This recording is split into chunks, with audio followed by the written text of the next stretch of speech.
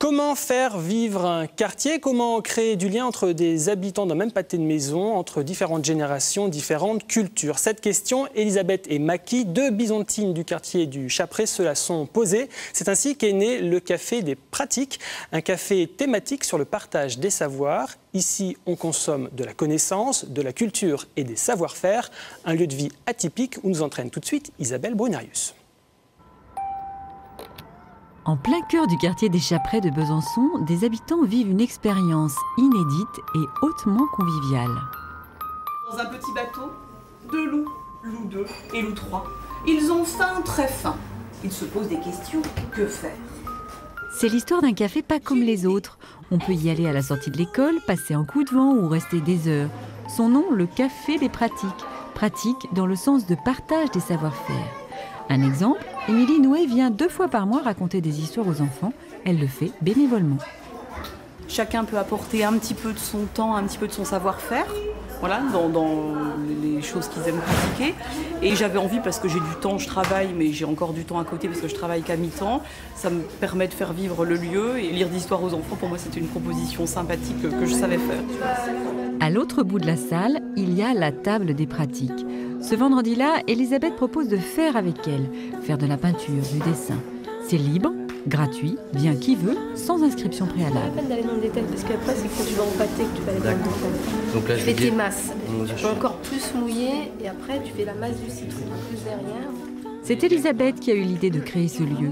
D'autres artistes viennent ici montrer les gestes de leur travail, des propositions qui séduisent un public de plus en plus nombreux. On est libre de dessiner ce qu'on veut. Par exemple, moi j'ai dessiné toute la tablée et pas forcément que les fruits qui sont sur la table aussi. L'ambiance est sympa.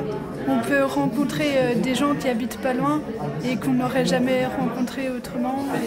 Et puis ça fait vivre le quartier. Jean-Claude Goudot, justement, connaît bien ce quartier. Il préside l'association Vivre au Chaprais. Pour lui, l'existence de ce café des pratiques est une vraie aubaine. Il y organise régulièrement des petits déjeuners débats sur les problèmes du quartier. Alors, un café comme ça, il apporte énormément au quartier dans la mesure où ce quartier a des caractéristiques sur le plan de la démographie un peu particulières. C'est un quartier qui compte énormément de personnes âgées, qui jusqu'à présent compte également énormément de jeunes, mais ce nombre de jeunes est en train de diminuer. Donc nous y voyons un lieu de dialogue des générations, c'est-à-dire que c'est véritablement le lieu, pensons-nous, où les relations intergénérationnelles, comme l'on dit toujours, peuvent se mettre en œuvre d'une façon extrêmement concrète. 19h, ils ont réservé leur table pour le dîner. Ce soir, c'est soirée sushi maison.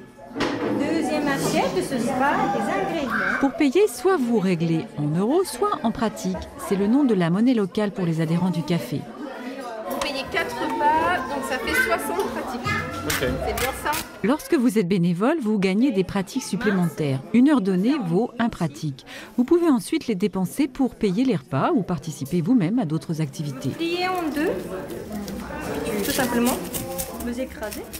Et comme toujours ici, même pour le dîner, on regarde et on apprend à faire. Là, en écoutant les conseils de Maki.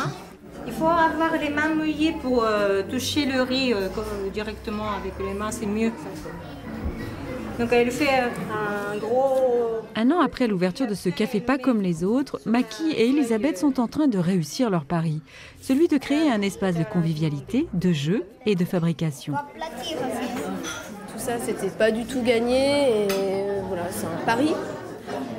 Aujourd'hui, je pense que ce qu'on y retrouve, c'est que vraiment il y a une transmission, il y a vraiment des échanges, il y a un public très différent et voilà, et que ça crée du lien en fait de se retrouver à travers le faire. Les maîtres sushi au Japon... Maki et Elisabeth sont en train d'inventer ce qu'elles appellent un lieu d'infusion culturelle. Prendre le temps de découvrir des savoir-faire implique un savoir-être mêlé d'humanité et de curiosité. Une recette de vie savoureuse. Et le Café des Pratiques qui s'adresse aux adultes, mais c'est également un lieu de vie évidemment ouvert aux enfants. Tenez par exemple, les prochaines animations auront lieu ce mercredi entre 10h et 19h avec entre autres de l'origami, des découvertes de jeux originaux, un goûter, des histoires à écouter à partir de 3 ans et puis une initiation à la langue et à la culture japonaise. Le Café des Pratiques, ça se situe 105 bis rue de Belfort